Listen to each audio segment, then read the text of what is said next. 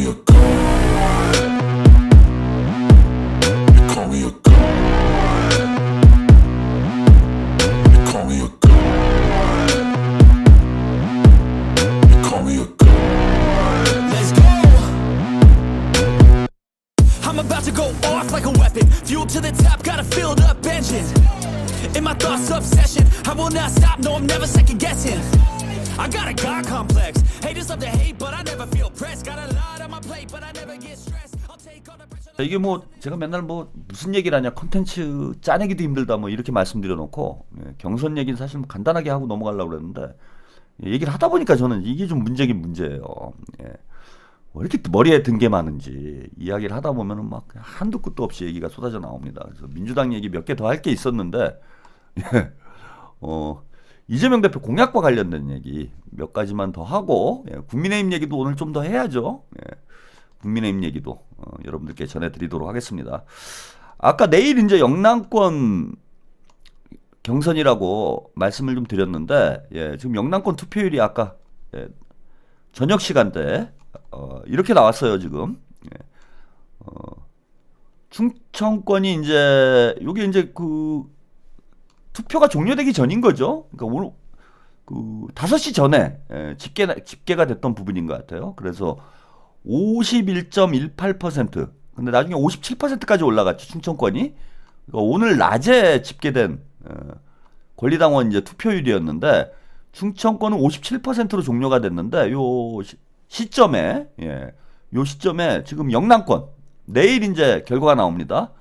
영남권이 68% 투표율을 기록을 했어요. 아까 뭐 잠깐 말씀드렸는데 70%에 육박을 했다. 아마 지금 7%를 넘지 않았을까 이렇게 예상이 되고 진짜 이러면 막 90% 이렇게 나오는 거 아닌가? 아마 지금은 한 75% 정도까지는 투표율이 올라가지 않았을까? 그래서 영남권 내일 투표율이 아주 궁금합니다. 80% 넘는 거는 뭐 기정사실인 것 같고요. 80%가 넘는 압도적인 이런 투표율이 나오게 될 것 같고 내일 영남권에서 진짜 이재명 대표가 90%를 돌파한다면은 진짜 90% 투표 이것도 기대해 볼 수 있는 것 아닌가 이렇게 생각이 들어요. 그럼 아주 놀라운 일이죠. 90%를 넘는다라는 거는 세계 정치사에 유례가 없는 아마 그런 사건이 아닐까 저는 그렇게 생각이 드는데 내일 이제 영남권이 아무래도 김경수 후보의 홈그라운드죠. 김경수 후보가 뭐 충청권은 어쨌건 김동연 후보 고향이었다니까 여기서는 김동연 후보가 앞섰지만은 뭐 영남권에서는 또 김경수 후보가 반전을 할 수도 있지 않을까 뭐 큰 의미는 없지만은 이미 이제 망했다 폭삭 망했수다 뭐 이런 상황이다 이어서 뭐 별 의미는 없겠지만은 뭐 영남권 내일 또 관전 포인트는 김경수가 2위로 올라서서 체면 치레를 할 수 있을 것인지 문재인이 이제 뭔가 망신은 피할 수 있을지 뭐 그런 게 좀 기대되는 포인트가 아닌가 이렇게 생각이 들고요. 이거 민주당 요즘 지금 정책들이 쏟아져 나오고 있어요. 이재명 대표 대선 공약들 매일 뭐 이제 쏟아져 나오고 있는데 뭐 재밌는 게 하나 있어서 이거 좀 잠깐 소개를 해드릴까 합니다. 자, 민주당 신혼부부에 1억을 주고 셋을 낳으면 탕감을 하는 이런 정책을 지금 검토 중이라고 해요. 이게 이제 저출산 대책으로 지금 고민을 하고 있는 것 같고 이거 괜찮은 것 같아요. 이거 괜찮습니다. 이 어찌 보면은 뭐 허경영식 공약 아니냐, 뭐 신혼부부에게 1억 원을 주겠다. 이런 이제 허경영이 이런 얘기를 했는데 허경영이 이런 얘기를 하면 이제 개그 소재가 되지만 이재명 대표가 이런 정책을 들고 나오면은 사람들이 이걸 진지하게 받아들일 수밖에 없죠.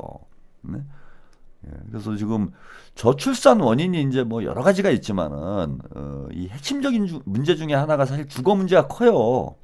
이거 뭐 결혼을 하는데 가장 큰 비용이 들어가는 게 우리 이제 젊은이들의 고민이 뭐 이거죠. 지금 뭐 그 쥐꼬리만한 월급 받아가지고 이 부동산 가격이 폭등해 있는 상황이어서 수도권에서 뭐 집을 마련하는 게 뭐 쉽지가 않습니다. 집 사는 건 애초에 이제 포기를 한 거고 그래도 혼자 살면은 어디 뭐 고시원에라도 들어가서 살고 뭐 작은 원룸이라도 구해서 살고 이렇게 살 수가 있는데 결혼을 하면은 고시원에 살 수는 없잖아요.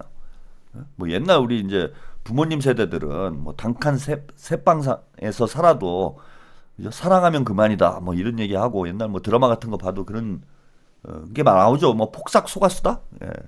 제가 아직 못 봤는데 뭐 거기도 뭐 그런 얘기잖아요. 그죠? 어렵고 힘든 시기에 이제 막 사랑이 막 불타오르고 뭐 그런 얘기일 거 아니야. 그래서 예전에는 뭐 단칸방에서도 뭐 애 낳고 잘 살고 이랬지만 지금 이제 젊은 친구들이 지금 그런 시대가 아니잖아. 지금 뭐 대한민국 경제력이 단칸방에서 신혼부부가 애 낳고 살아야 되는 그런 시대도 아니고 또 그렇게까지 결혼을 해야 되나 이런 이제 생각도 있는 거예요. 그래서 뭐 결혼을 하려면은 뭐 집이라도 하나 뭐 그죠? 집을 산다라는 건 좀 어려운 일이고 무슨 전세방이라도 하나 구해야 되는데 그래도 뭐 투룸 정도는 돼야 뭐 신혼 살림 차리지 않습니까?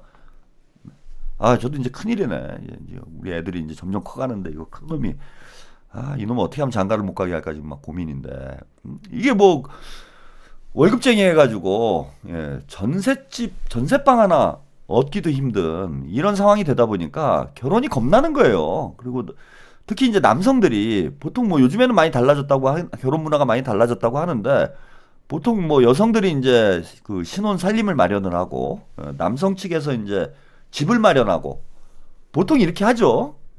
집을 마련하는 이런 일을 하게 되는데 이게 집을 마련하려면은 이게 전세 모르겠네. 저는 이제 가평산지가 꽤 돼가지고 요즘에 뭐 한 18평 아파트 전세가 어느 정도 됩니까? 서울에서? 그래도 한 18평? 18평도 너무 큰가? 예, 요 정도 무슨 뭐 어디 전세방이라도 하나 구해야 될 거 아니에요. 그럼 뭐 기본이 몇 억 아닌가? 기본이 뭐 2, 3억 아닙니까? 아무리 싼 지역에 산다고 그래도. 그래서 이제 집을 못 구하면 결혼을 할 수가 없잖아. 그래서 여성들이 결혼에 소극적인 문제도 있지만은 남자들이 자신이 없는 거예요.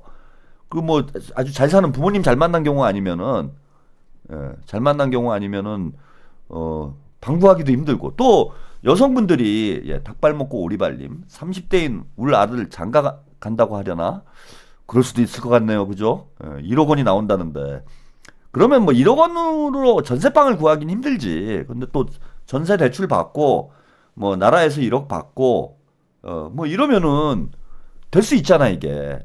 전세방 하나 3억 이상은 합니까? 스텔리유님 3억 이상이라는군요. 장난 아니네. 야 그러면 제가 뭐 아들놈이 장가 간다 그러면 한 1억 줘도 1억 줄 돈도 없지만은 1억을 줘도 지금 전세방을 못 구하는 거 아니에요. 야 그럼 이게 힘든 거예요 이게 지금 결혼이. 그래서 이 주택 문제, 주거 문제가 출산율에 상당한 지분을 저는 출산율 저하에 상당한 지분을 가지고 있다고 봅니다. 그래서 뭔가 급진적이고 파격적인 정책이 필요한 건 맞아요.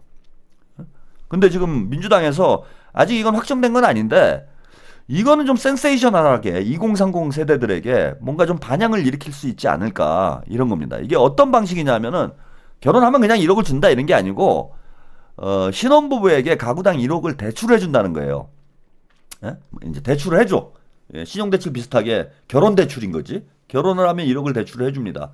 그럼 요 1억 가지고 뭐 본인이 좀 벌어놓은 거 하고 또 전세자금 대출 좀 받고 이러면은 이제 웬만하면은 그죠 1억이라는 이제 종잣돈이 있으니까 본인이 좀 열심히 일해가지고 마련하는 돈하고 몇 천만 원 또 마련을 할 거 아니에요. 직장생활 착실히 하면은 이거하고 이제 부모님이 조금 도와주시고 하면은 한 2억 정도 마련하는 이후에 전세자금 대출 받으면 한 3억 되겠네. 그래갖고 이제 3억 전세를 살면은 또 열심히 벌어가지고 또 갚고 그러면 나중에 집 살 어떤 꿈도 생기지 않습니까? 그래서 1억을 일단은 대출해 준다는 겁니다.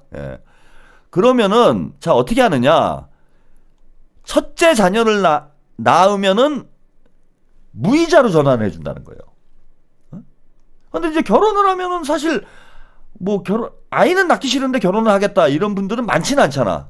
일단 결혼을 하겠다 싶으면은 출산을 염두에 두는 거니까 아이만 결혼만 이거는 사실상 그냥 보장이 되는 거예요. 그죠? 그러면 첫째 아이를 낳으면은 무이자로 전환을 해준다. 야, 그러면 완전 돈 버는 거지. 무이자만 돼도. 그 다음에 둘째를 낳으면은 5천, 50%를 감면해 준다는 거예요. 5천이 되는 거야. 그 다음에 셋째를 낳으면은 원금을 모두 100% 감면을 해주는. 그죠? 별도의 소득 자산 기준 없이 소득, 자산 이런 거 필요 없어. 그러니까 내가 직장인 실업자여도 돼. 돈을 못 벌어도 돼요. 결혼만 하면 일단 1억을 해주고 하나만 나면은 돈을 내가 당장 못 갚아도 하나만 나오면 무이자가 돼버리니까 하나는 나을 거 아니에요. 결혼을 하면은 최소한. 그리고 이제 너무 힘들다 내가 돈 갚기가 좀 힘들겠다. 그러면 여보, 응? 우리 둘째가 5천만 원을 얘가 이제 애가 태어나면서 둘째부터는 5천만 원 들고 나오는 거야. 응애 5천. 애가 나오면서 엄마 5천 그리고 딱 나오는 거야. 둘 손에 그냥 5천만 원 들고 나오는 거야. 쇼핑백에 현찰 500 들고 둘째가 나오는 겁니다. 저도 이제 아이를 둘 키워봤지만은 아무래도 이제 첫정이라고 그래갖고 첫애에게 이제 우리가 애정을 좀 많이 쏟게 돼 부모들이 뭐 열 손가락 뭐 깨물어서 안 아픈 손가락 없다고 하지만 그거 좀 차이가 있어요 자식마다. 그래서 둘째부터는 좀 찬밥 신세가 되는데 첫째는 이자 벌어오고 둘째는 5천만 원 딱 들고 나오는 거 아니에요. 애들이 얼마나 소중해. 이건 농담이에요 제가. 그 셋째 여보 열심히 일했는데 이게 우리가 이거 원금 갚기가 힘들어. 그럼 여보 우리 오늘 5천 한번 만들어 볼까? 하룻밤에 5천. 얼마나 이게 생산적인 사랑입니까? 사랑이 이렇게 생산력이 높아질 수 있는 시대가 언제 있었습니까? 우리가 사랑만 하면은 여보 오늘 5천? 여보 여보 오늘 5천 한번 만들어 볼까? 우리 남자 여러분들도 남성 여러분들도 사실 저기 눈치가 보여요. 우리 이제 중년 남성분들 다 우리끼리 그렇잖아. 여보 오늘 우리 한번 좀 불타 뭐 그러면 꺼져 임마 막 그러고 막 눈치 보이고 그렇잖아. 근데 지금 얼마나 우리도 당당하게 사랑을 요구할 수 있잖아 이제 우리 젊은이들이. 여보 오늘 밤 우리 한번 5천 땡겨 볼까? 웃기려고 한 얘기예요. 이런 거 가지고 웃기면 안 되는데 그만큼 지금 너무 출산율이 떨어져 있으니까 이거 뭐 대책을 세워야 돼요 진짜. 근데 이거 뭐 저는 가능할 거라고 봐요. 우리나라 경제력이 이 정도는 돼. 이 정도는 됩니다. 자, 그래서 이제 결혼 출산율과 이제 결혼율을 높이는데 저는 조금 도움이 되지 않겠냐. 그래서 요게 이제 총선 때도 이미 나왔던 얘기예요. 근데 요게 재원이 매년 3조에서 5조 정도 들어갈 거라고 하니까 3조 5조면은 뭐 이정우 선수가 야구 열심히 해도 이만큼 벌겠네. 3조 5조면 그렇게 부담되는 예산 아닙니다. 뭐 1억 원을 준다고 하니까 우리가 버들리님 줄줄이나 정년퇴직까지 세금 면제 그냥 아예 그렇게 만들면 좋겠다 그죠? 계속 나오면 돈이 계속 생기는. 그래서 아예 이런 얘기 하면 안 돼요. 나중에 또 욕 먹을 수 있어. 이게 나경원이도 이제 뭐 이런 얘기를 하긴 했었다고 그래요. 결혼한다면 소득 수준과 상관없이 2억을 1% 20년 대출해주고 하나 나오면 이자 탕감, 둘 나오면 원금의 3분의 1 탕감 뭐 이런 이제 얘기를 나경원도 했었다고 하니까 이게 뭐 충분히 이게 가능성이 전혀 없는 얘기는 아닌 것 같습니다. 그래서 민주당에서 한번 진지하게 검토를 해서 요거 2030 맞춤형 공약으로 이재명 대표가 한번 토론회 때 한번 딱 터뜨려 주면은 이거 조금 반향이 있지 않을까. 그리고 이제 나경원 따위가 맨정신이 아닌 사람이 얘기하는 거하고 이제 대통령이 될 가능성이 매우 높은 이재명 대표가 얘기하는 거하고는 유권자들이 받아들이는 게 달라요. 그러니까 나경원이 하면 에휴 저 또 돌았나 보다 이렇게 얘기 받아들이는데 그러니까 나경원이 하는 얘기나 허경영이 하는 얘기는 똑같이 보여. 근데 이재명 대표는 누가 봐도 대통령 될 가능성이 상당히 높은 분이잖아. 그러면 유권자들도 저 진짜 가능하니까 저런 얘기 하는 거 아닌가? 그래서 상당히 뭐 실효성 있는 이런 얘기일 것 같고 저거 이제 표를 떠나서 저는요 2030 표를 떠나가지고 저게 필요해요 지금. 뭐 2026년부터는 뭐 대한민국 인구 2030년부터죠. 30년부터 인구가 감소하기 시작해서 2026년이면은 2060년이면은 경기 침체가 시작이 되고 뭐 200~300년 뒤에는 한국인이 없어진다라는 이런 뭐 디스토피아적인 예측도 나오고 있는 이런 상황입니다. 그래서 지금 뭔가 극적인 혁신적인 이런 출산 장려 정책이 필요한 것만은 분명한 상황이고 저는 경제적 인센티브가 얼마나 도움이 될런지 모르겠지만은 어쨌건 뭐 조금이라도 출산율을 끌어올리는데 의미 있는 어떤 작용을 하지 않을까? 그러면은 2조 원, 3조 원, 3조 원, 5조 원 국가적으로 지출하는 게 큰 부담이 되는 상황은 아닌 거죠. 오히려 이득이 되는 그런 상황이 될 수 있지 않을까 이런 생각이 들고요. 제가 어제 이제 독설 데이트 시간에 이재명 대표 문화정책에 대해서 좀 설명을 했어요. 그래서 문화산업 시장 규모를 2030년까지 3천조를 만들겠다. 우리 문화산업의 시장 규모를 3천조를 만들고 그 다음에 문화수출 연간 30조인가? 50조? 50조를 만들겠다. 뭐 이런 이제 문화정책과 관련된 정책 발표를 하셨는데 그와 관련된 좀 재밌는 뉴스가 하나 있어서 요것도 간단하게 소개를 해드릴게요. 이재명 대표 공약과 관련된 문제이기 때문에 제가 이제 코플릭스, K플릭스, 코플릭스를 만들자. 한국형 글로벌 OTT를 만들어야 된다. 이런 말씀을 이재명 대표 문화정책 발표한 것과 맞물려서 한번 좀 말씀을 드렸어요. 그랬더니 이런 면이 나오네요. 넷플릭스, 한플릭스로 이름 바꿔라. 이거 박세정 기자 이거 짜미가 아닌가 이런 생각이 들어요. 그대로 갖다 쓰면 이제 저한테 걸릴까봐 코플릭스를 한플릭스로 바꿨어. 이거 워딩이 안 좋잖아. 뭘 한을 풀어. 코 푸는 게 낫지 한 푸는 거보다는. 그래서 넷플릭스를 한플릭스로 바꿔야 된다. 이게 다 한국떡? 이런 기사가 나왔는데 이게 무슨 내용이냐면은 제가 어제 말씀드렸던 그 문제하고 연관이 있는 거예요. 넷플릭스 우리가 제주는 곰이 부리고 돈은 떼놈이 번다고 한국 문화예술인들이 생산해낸 부가가치를 결국 미국의 글로벌 OTT 자본이 다 쓸어 담는 거 아니냐. 그래서 우리 문화예술인들, 우리 인재들이 제주를 부리고 돈은 이제 미국이 벌어가는 이런 상황이 되고 있는데 이걸 극복하기 위해서 K 컨텐츠 플랫폼, 이재명 대표는 이제 그렇게 언급을 했습니다. K 컨텐츠 플랫폼에 지원을 하겠다 이런 얘기를 했는데 저는 이제 그걸 더 구체적으로 말씀드리는 게 아예 그 한국형 글로벌 OTT를 만들자.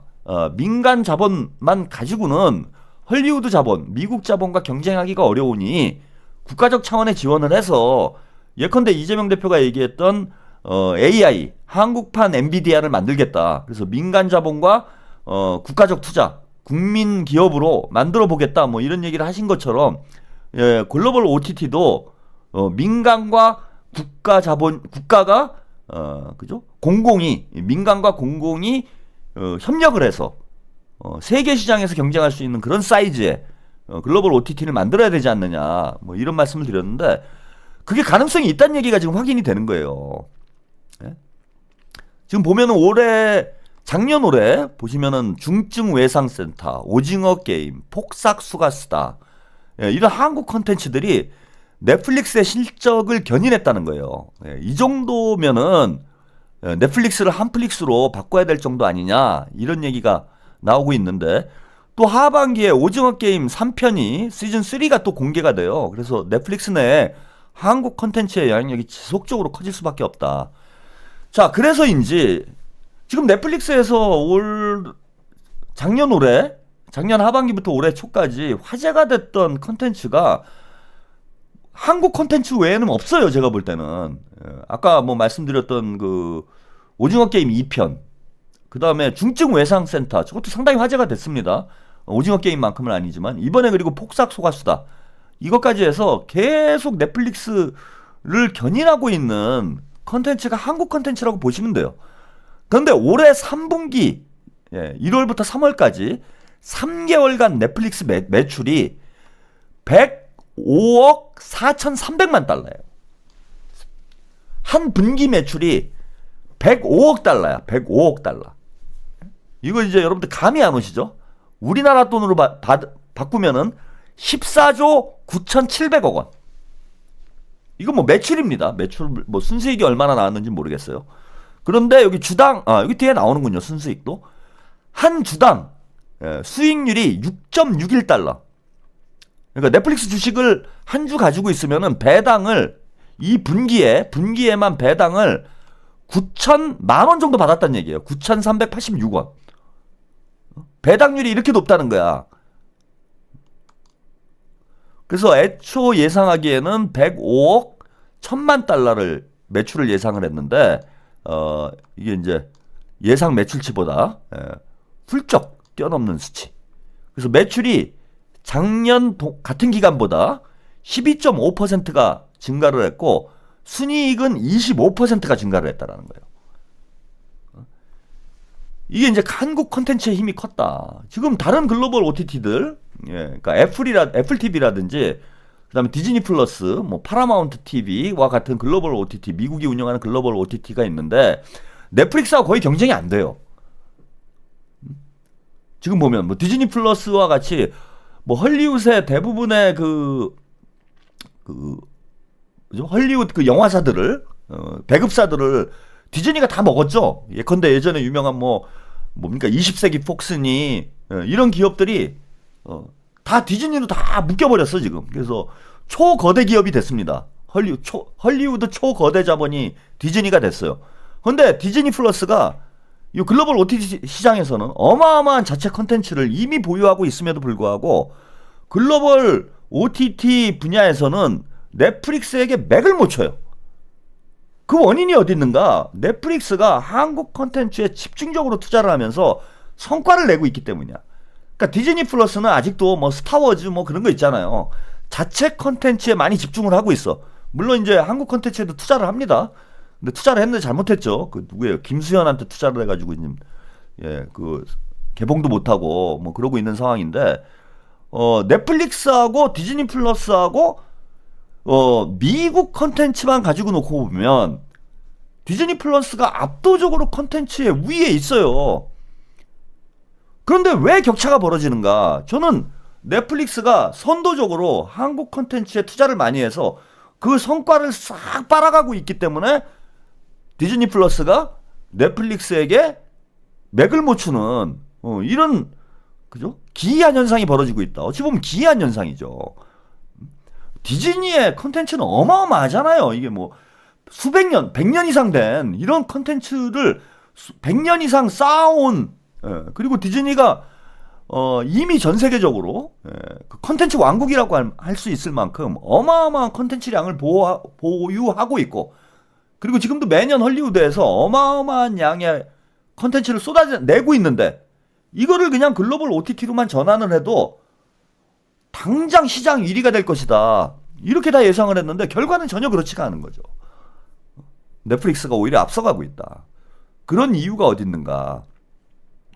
한국 컨텐츠 때문이 아니냐 이런 분석이 있다라는 겁니다. 그래서 중증 외상센터가 3,100만 뷰. 이게 소리 없이 아주 히트쳤어요. 그다음에 폭삭 소가수다가 2,300만 뷰. 이건 뭐 앞으로 더 이제 숫자가 늘어나긴 할 테지만은 그다음에 오징어 게임도 이제 상당히 화제가 됐었죠 연말에. 그래서 한국 컨텐츠가 넷플릭스 전체 시청 시간 점유율이 8에서 9%를 기록하고 있다. 그래서 뭐 미국 컨텐츠가 여전히 압도적이긴 하지만은 뭐 미국하고 우리하고 지금 비교할 수 있는 수준이 아니잖아요. 자, 오징어 게임 시즌 2 스트리밍 시간이 무려 6억 2천만 시간 정도가 된다고 합니다. 그 외에도 엄마 친구 아들이라는 드라마, 흑백 요리사 등도 인기가 있었다고 하고요. 뭐 눈물의 여왕, 사랑의 불시착 같은 이런 드라마들도 대단한 인기가 있었다고 합니다. 분기에 지금 이 OTT 비즈니스가 글로벌 OTT 비즈니스가 대단히 유망한 산업이다라는 걸 이 넷플릭스 매출만 보고도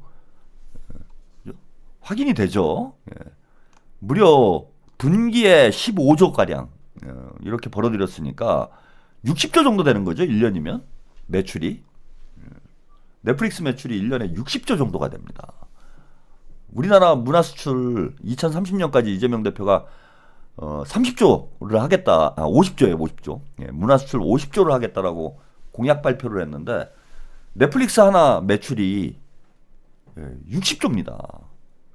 그게 다 뭐 수출이라고 볼 수는 없겠지만은 뭐 미국 자국 내에 소비하는 부분도 크겠지만은 60조라는 어마어마한 기업 하나가 이런 우리나라 전체 목표액이에요. 현재 그렇게 됐다라는 게 아니고 이재명 대표가 50조 문화 수출 50조를 달성하겠다라고 얘기를 했으니까 우리는 사실 넷플릭스 하나만도 못한 거지 지금 상황은.